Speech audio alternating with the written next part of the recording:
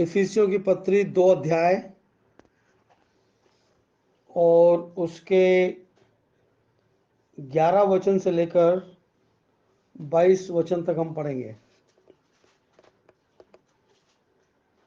इस कारण स्मरण रखो कि तुम जो शारीरिक रीति से अन्यजाति हो और जो लोग शरीर के हाथ के किए हुए खतने से खतने वाले कहलाते हैं, वे तुमको खतना रहित कहते हैं। तुम लोग उस समय मसीह से अलग और इज़राइल की प्रजा के पद से अलग किए हुए और प्रतिज्ञा की वाचाओं के भागी ना थे और आशाहीन जगत में ईश्वर रहित थे।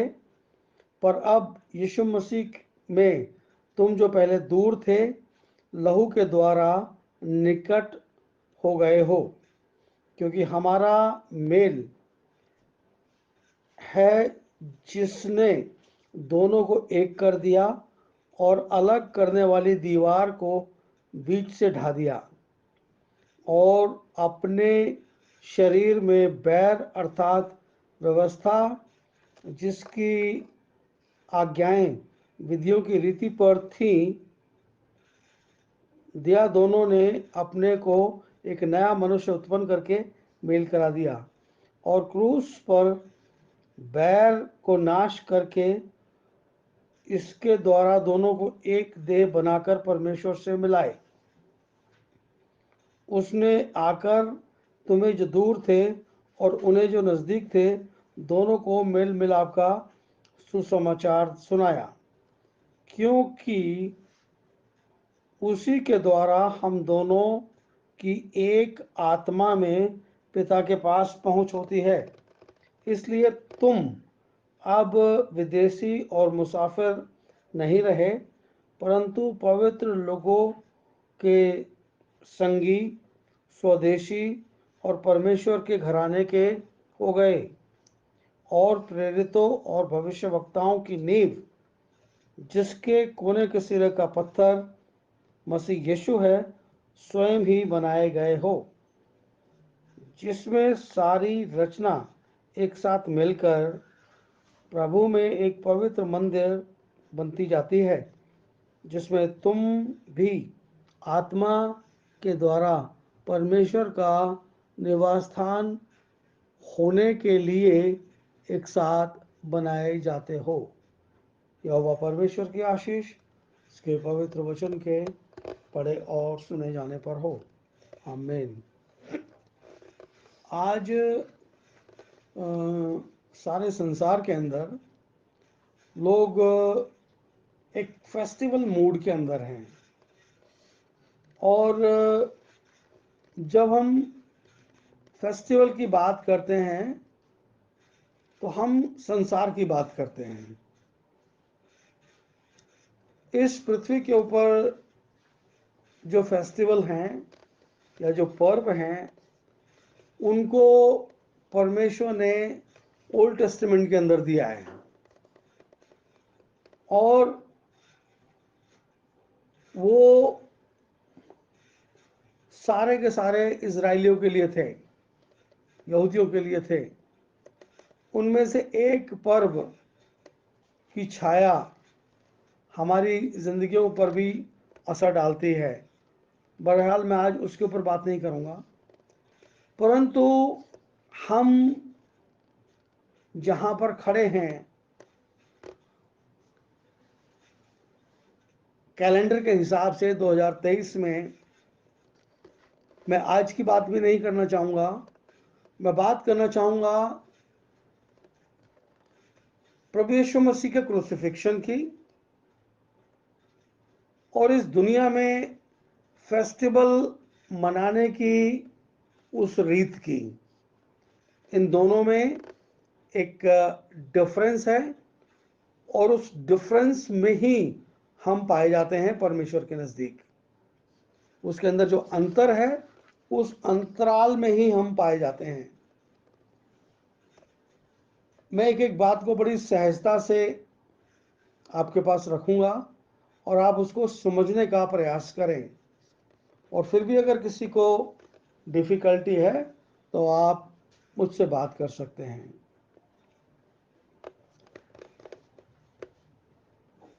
जब शमूएल बूढ़ा हो गया तो इज़राइलियों ने उससे कहा कि देख शमूएल, तू तो बूढ़ा हो गया है, तू हमारे लिए एक राजा चुन दे।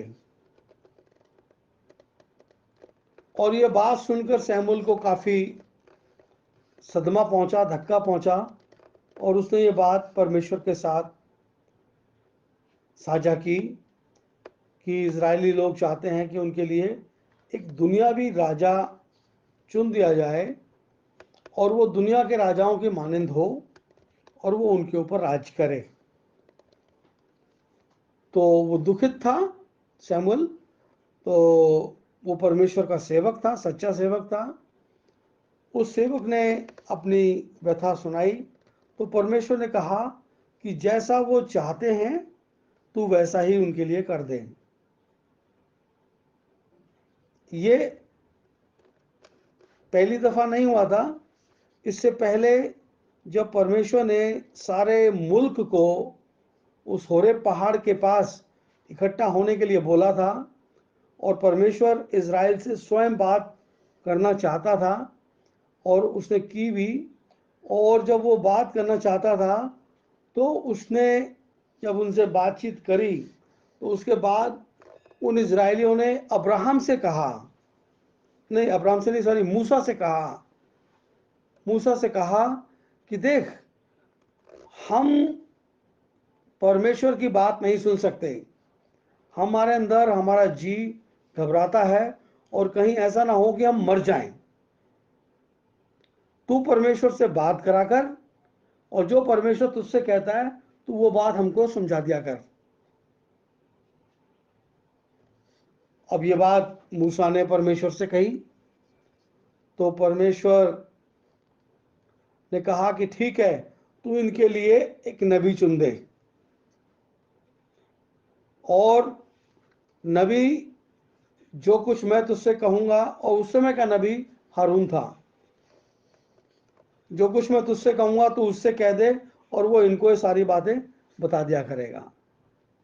यहाँ पर एक चीज को मैं समझाने की कोशिश कर रहा हूं और वो चीज ये है कि मनुष्य परमेश्वर की प्रेजेंस से कैसे भाग रहा है। मनुष्य परमेश्वर की हुजूरी से कैसे भाग रहा है। और फिर उन्होंने उनके लिए नबी चुना और तब से नबियों का सिलसिला इज़राइल के अंदर आना शुरू हुआ।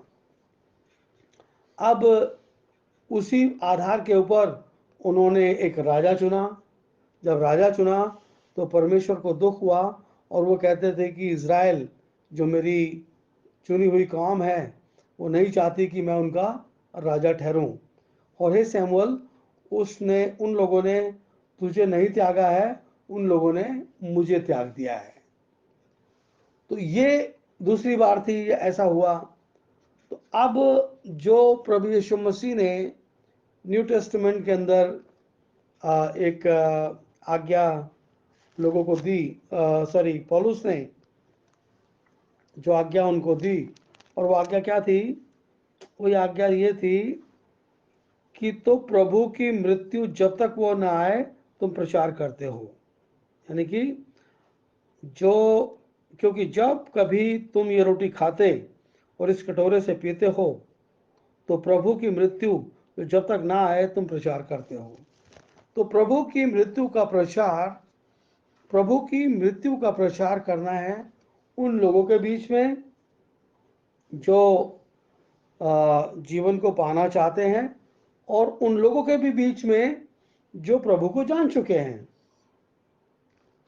तो अब जब हम एक त्योहार के रूप में इसको मनाने लगते हैं तो परमेश्वर के वचन की वो गंभीरता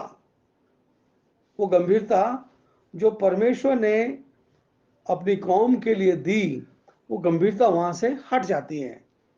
कैसे हट जाती है उसको भी थोड़ा थोड़ा बारीकी से देखेंगे। अभी मैं मुख्य वचन की ओर नहीं आया हूँ, मैं केवल उन बातों को समझाने का प्रयास कर रहा हूँ जो इसके अंदर से निकाली गई है। क्या कि जब हम त्यौहार बनाते हैं एज ए ईस्टर, इस बाइबल के अंदर ईस्टर नाम का शब्द नहीं है, और मैं उस गहरी बातों में भी नहीं जाना चाहता कि ईस्टर कहाँ से आया। ईस्टर एस्तोरेथ देवी से आया। ईस्टर के ऊपर लोग केक, वो अंडे खाते हैं, वो अंडे कहाँ से आए, वो ये बहुत ऐसी मिथ्य बातें हैं जो लाके फेस्टिवल के साथ यहाँ पर जोड़ दी गई हैं।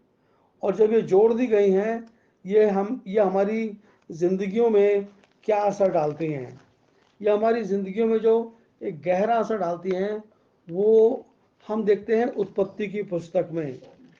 उत्पत्ति की पुस्तक में हम दूसरे अध्याय में देखेंगे। दूसरे अध्याय के अंदर जब परमेश्वर यहोवा ने आदम से कहा, पर भले या बुरे के ज्ञान का जो वृक्ष है तो उसका फल कभी ना खाना, क्योंकि जिस दिन तू उसको खाएगा उसी दिन अवश्य है तो क्यों मर जाएगा। अब ये बात परमेश्वर ने उससे कहा कि जो भले और बुरे के ज्ञान का वृक्ष है तो उसको ना तो कभी खाना, और जिस दिन तू उसको खाएगा तो अवश्य है उस दिन मर जाएगा। और स्त्री से जब मुलाकात उस सर्प की हुई तो सर्प ने उससे पूछा कि क्या परमेश्वर ने तुमको इस फल को खाने के लिए मना कर दिया है। तो उसने कहा, हाँ, परमेश्वर ने कहा है कि ना तो तुम, मैं पढ़ देता हूँ, जो वृक्ष वाटिका के बीच में है उसके विषय में परमेश्वर ने कहा कि ना तो तुम उसको खाना और ना उसको छूना, नहीं तो मर जाओगे। यहाँ पर एक बात बढ़ाई गई छोटी सी कि ना तो खाना और ना छूना। परमेश्वर ने उसको छूने के लिए मना नहीं किया था, केवल खाने के लिए मना किया था। और तब सर्प ने स्त्री से कहा, तुम निश्चय ना मरोगे, क्योंकि उसने जो बात कह दी थी और उस बात के अंदर एक बहुत बड़ा अंतर था। तो हो सकता है कि खाने से पहले उसने उसको जबरिया उसका स्पर्श कराया हो, और जब वो नहीं मरी तो उसने कहा, देख मैंने तुझसे कहा था नहीं मरोगे, अब इसको खा और तुम नहीं मरोगे, तुम बल्कि परमेश्वर के तुल्य हो जाओगे, तुम्हारे चक्षु खुल जाएंगे, तुम्हारी बुद्धि खुल जाएगी, ये हो जाएगा और वो हो जाएगा। और उसने उसको गुनाह में डाल दिया। अब जब यहाँ पर हम फेस्टिविटी की बात करते हैं तो हम जो परमेश्वर की सामर्थ्य से प्रभु यीशु मसीह को उसने मुर्दों में से जिलाया, इसकी अहमियत कम हो जाती है और हमारा ध्यान सारा फेस्टिवल की तरफ अट्रैक्ट हो जाता है, क्योंकि हम इस संसार के अंदर पाए जाते हैं और संसार के अंदर पाए जाने के सबब से फेस्टिवल को मनाने का तरीका होता है अच्छे अच्छे कपड़े पहनना, अच्छे अच्छे व्यंजन बनाना और दूसरे लोगों के साथ जाहिराना तौर पे गिफ्टों का आदान प्रदान करना, लोगों को बधाई देना। परंतु परमेश्वर के वचन के अनुसार प्रभु यीशु मसीह मुर्दों में से 2000 साल पहले जी उठा है, और जब वो 2000 साल पहले जी उठा है और उसने हमको उस मृत्यु के बंधन से उसी दिन छुड़ा लिया जब वो मुर्दों में से जी उठा है, तो उसकी व्याख्या यहाँ पर की गई है। और उसकी व्याख्या में लिखा है कि इस कारण स्मरण करो कि तुम जो शारीरिक रीति से अन्य जाति हो, तुम जो लोग पहले मसीह से अलग किए हुए और इज़राइल की प्रजा के पद, यानी कि जब आप मसीह में साँठे जाते हैं तो आपको एक पद प्राप्त होता है। ये बात सीखने की है आज। वो क्या पद प्राप्त होता है? 12वें पद में लिखा है, तुम लोग उस समय मसीह से अलग और इज़राइल की प्रजा के पद से अलग किए हुए थे। यानी कि जब हम मसीह में साँट दिए जाते हैं तो हम इज़राइल की प्रजा के पद पर आसीन हो जाते हैं और प्रतिज्ञा की वाचाओं के भागी ना थे। यानी कि जो पुरखाओं को वाचाएं दी थी, हम उनमें भी भागी हो जाते हैं और हम आशाहीन और जगत में ईश्वर रहित थे। अब हमारे पास एक आशा है और वो आशा ये है कि जो कोई अपने जीवन को मसीह में समाप्त करता है, कंप्लीट करता है, जगत को छोड़ के जाता है, उसके पास अनंत जीवन की एक आशा है और उस आशा के निमित्त वो परमेश्वर में भक्ति के साथ अपना जीवन बिताता है। क्योंकि पहले हम जगत में ईश्वर रहित थे, अब हमको प्रभु मिल गया है। पहले हम जगत में ईश्वर रहित थे, अब हमें प्रभु यीशु मसीह मिल गया है। और जब वो हमें मिल गया है तब हमारे पास हमारा आराध्य भी है, हमारे पास एक आशा भी है और हमारे पास एक पद भी है। पर अब मसीह यीशु में जो तुम पहले दूर थे, लहू के द्वारा निकट हो गए हो।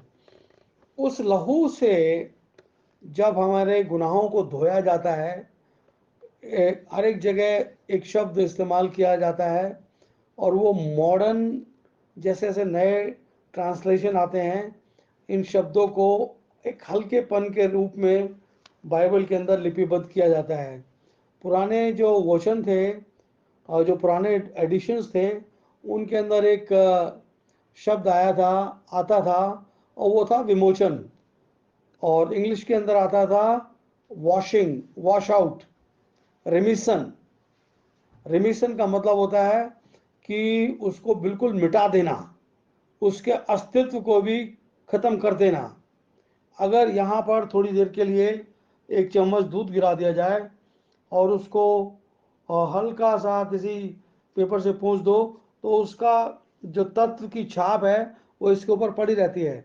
परंतु उसी को आप ढंग से एक अच्छे वाइपर से, एक अच्छे स्प्रे से आप क्लीन कर देते हैं और उसके अंदर फ्रेगरेंस आती है, तो कोई कह नहीं सकता कि इसके ऊपर दूध गिरा था। उस आपने उसको क्या करा, रिमिशन, रिमूव कर दिया और उसका कोई वजूद वहाँ पे नहीं रहता। तो उस लहू के द्वारा जो कलवरी के क्रूस के ऊपर बहाया गया, हमारे तमाम गुनाहों को परमेश्वर ने रिमूव कर दिया। हर एक मनुष्य के जीवन का एक इतिहास है और उस इतिहास के अंदर एक नई इबारत लिखी जाती है। जैसे इस संसार का एक इतिहास है, आप इसको ऐसे समझें, संसार का एक इतिहास है और उस संसार के इतिहास को यीशु मसीह के आने के बाद उस इतिहास को एक पास्ट टेंस में रख दिया और अब दुनिया दो तरीके से, दुनिया का जो समय काल है दो रीतियों से जाना जाता है। कैसे जाना जाता है? एक को बोलते हैं बीसी, यानी कि बिफोर क्राइस्ट, और एक को बोलते हैं एडी। एडी का मतलब होता है अन्ना डोमिनियो, इसका मतलब होता है in the year of our Lord, यानी कि हमारे प्रभु यीशु मसीह के वर्षों में से। तो अभी जो हम रहते हैं वो एडी के अंदर रहते हैं। प्रभु यीशु मसीह ने इस दुनिया का जो उससे पहले का इतिहास था उसको पास्ट कर दिया और आज जो हम रहते हैं in the year of our Lord, ये एडी कहलाता है या सन कहलाता है। तो ऐसे ही जब कोई मनुष्य आता है तो उसके जो गुनाह होते हैं ना, वो बिफोर क्राइस्ट में चले जाते हैं और हम जो अपनी ज़िंदगी को बताते हैं बिफोर क्राइस्ट नहीं, कि क्राइस्ट से पहले वाले इतिहास में चले जाते हैं और फिर परमेश्वर उसको नहीं देखता, परमेश्वर उसको नहीं देखता। बट अब जो हमारी ज़िंदगी in the year of our Lord है, इससे परमेश्वर मायने रखता है और इसी बात की अकाउंटेबिलिटी होगी, इसी के ऊपर सारे काम किए जाएंगे। तो जो बैप्टिज्म लेना है, it is not very small thing. ये बहुत छोटी चीज़ नहीं है कि आपने यीशु मसीह के नाम से बपतिस्मा लिया। और जब आपने यीशु मसीह के नाम से बपतिस्मा लिया तो आपकी ज़िंदगी के तमाम पुराने गुनाह वो पास्ट टेंस हो गए हैं। परमेश्वर उनका लेखा नहीं लेगा, परमेश्वर उसका लेखा नहीं लेगा, क्योंकि अब जो वो आपको देखता है तो आपसे पहले वो प्रभु यीशु मसीह के लहू को देखता है, और जब वो प्रभु यीशु मसीह के लहू को देखता है तो उस लहू में से होकर वो अपनी प्रजा को देखता है। जो अपनी प्रजा को देखता है तो उसको उसकी प्रजा शुद्ध और पवित्र नजर आती है, क्योंकि प्रभु यीशु मसीह ने कहा कि मैं एक तेजस्वी कलीसिया बनाऊंगा। तेजस्वी कलीसिया कैसे बनाऊंगा?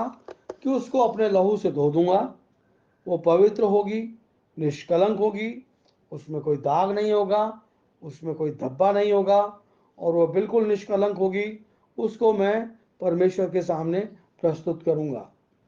तो जब हमारा मेल मिलाप उस लहू के द्वारा हो गया तो आज हमारा जो जिंदगी है वो बड़ी अहमियत वाली जिंदगी है, क्योंकि हम इस बात के गवाह हैं, वी आर विटनेस। और ये बाइबल हमको गवाह ही ठहराती है। जब प्रभु यीशु मसीह बादलों पर उठा दिया गया तो वहां पर जो इजरायली लोग खड़े थे वो उस बात के गवाह हैं। मैं पढ़ दूं आयत निकाल कर, ज़्यादा बेहतर रहेगा। प्रेरितों के काम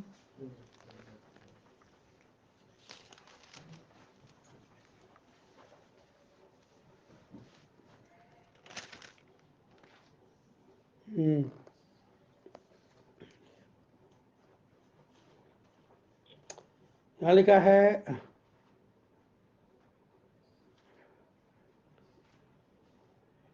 9 पद से पढ़ देता हूँ, एक अध्याय का प्रेरितों के काम। यह कहकर वह उनके देखते देखते ऊपर उठा लिया गया और बादल ने उसे उनकी आंखों से छिपा लिया। उसके जाते समय वे आकाश की ओर ताक रहे थे तो दो पुरुष श्वेत वस्त्र पहने उनके पास आ खड़े हुए और उनसे कहा, हे गलीली पुरुषों, तुम क्यों खड़े आकाश की ओर देख रहे हो? यह यीशु जो तुम्हारे पास से स्वर्ग पर उठा लिया गया, जिसे तुमने जाता देखा है, उसी रीति से तुम उसे स्वर्ग पर से जिस रीति से तुम उसे स्वर्ग पे जाते देखते हो, उसी रीति से वो फिर आएगा, उसी रीति से वो फिर आएगा।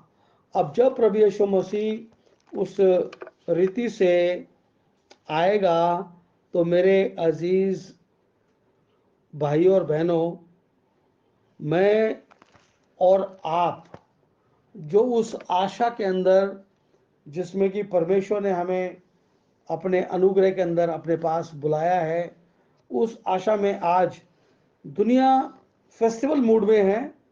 केवल वो ईस्टर की बधाई देंगे, और बहुत सारे लोग जो मसीह नहीं है उनको शायद ईस्टर के मायने भी नहीं मालूम, उनको शायद गुड फ्राइडे के भी मायने नहीं मालूम।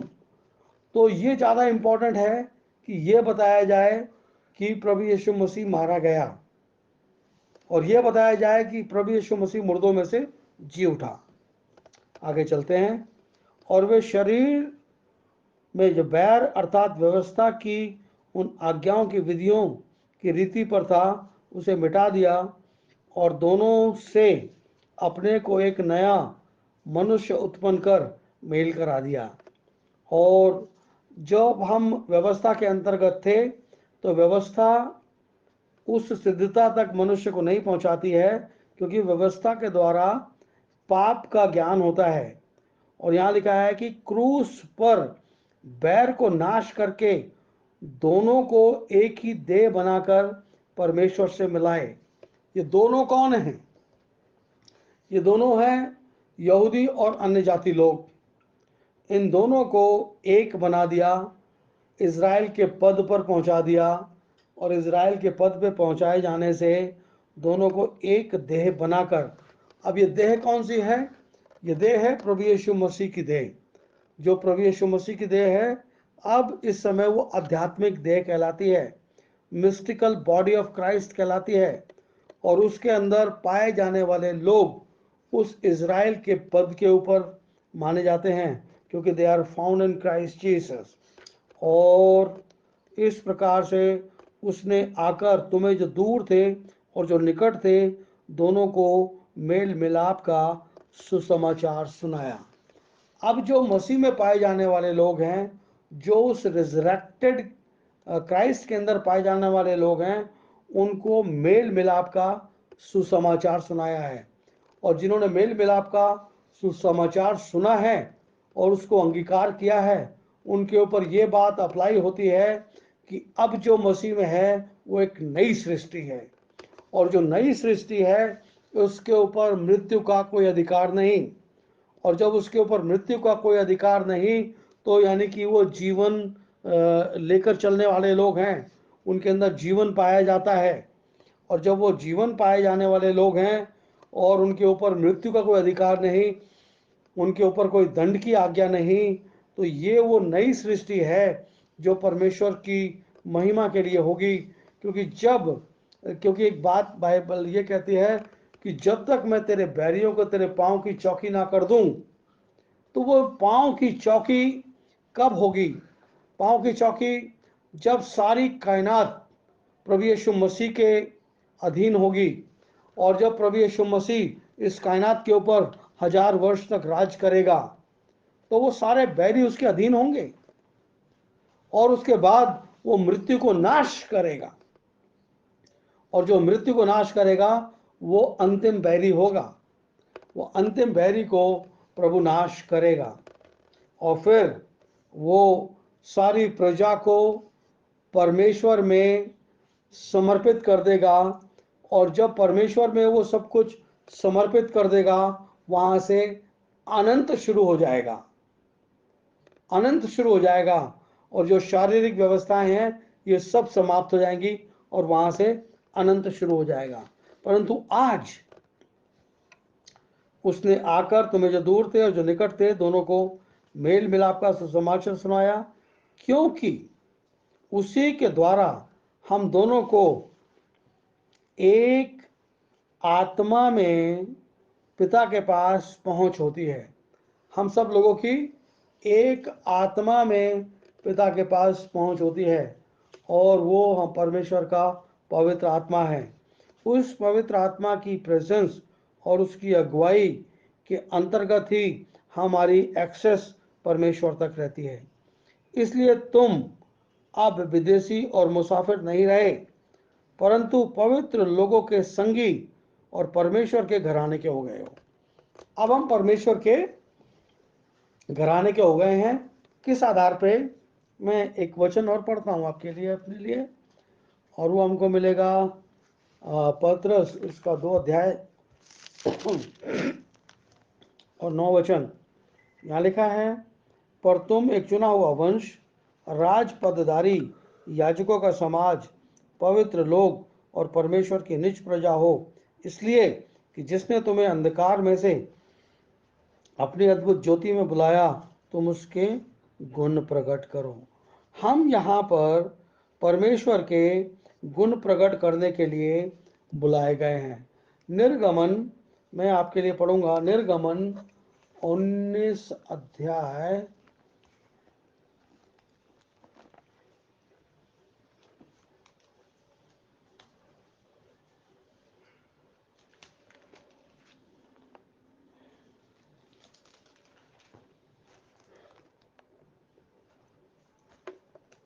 हाँ, निर्गमन 19 अध्याय उसका 5वां 6वां पद यहाँ क्या लिखा है, इसलिए यदि तुम निश्चय मेरी मानोगे और मेरी वाचा का पालन करोगे, तो सब लोगों में से तुम ही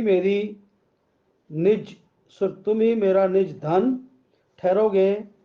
समस्त पृथ्वी तो मेरी है, और तुम मेरी दृष्टि में याजकों का समाज, पवित्र लोग ठहरोगे। जो बातें मुझे इजरायलियों से कहनी है वे यही हैं। जो इजराइल के पद पे बैठने वाले लोग थे, उनके लिए परमेश्वर ने इन बातों को ओल्ड टेस्टामेंट में ही डिक्लेयर कर दिया था कि अगर तुम मेरी बातों को मानोगे, और वो आज के युग में जो बात मानने वाली है वो कौन सी बात है? वो आज के युग में मानने वाली बात यह है कि प्रभु पश्चाताप करो, हर एक प्रभु यीशु मसीह के नाम से बपतिस्मा ले, तब तुम पवित्र आत्मा का दान पाओगे। और जब हम दान पाते हैं तो हम परमेश्वर के घराने के लोग हो जाते हैं। और जब हम परमेश्वर के घराने के लोग हो जाते हैं तो हम फिर इसके बाद हम परदेसी नहीं रहे, हम मुसाफिर नहीं रहे, हमारी मुसाफरत खत्म हो गई।